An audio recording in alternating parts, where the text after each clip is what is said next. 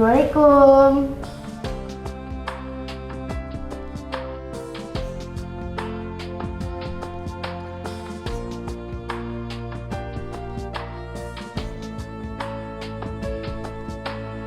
Alhamdulillah.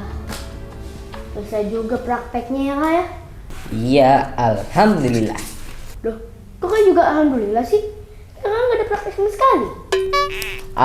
Kan artinya alhamdulillah itu adalah segala puji hanya bagi Allah. Jadi kita kalau ada urusan, Allah yang kasih jalannya. Iya juga ya Kak ya?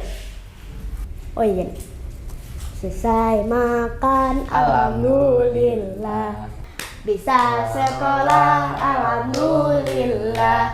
Punya rumah, alhamdulillah. Kau punya adik kayak aku?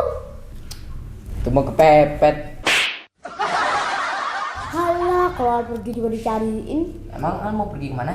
Tuh kan baru bercanda doang udah digituin. Tenang kakakku, Al tidak akan kemana-mana.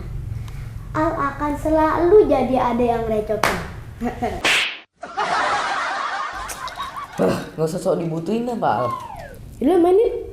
Yaudah, boleh main. Asalkan ini semua buku beresin.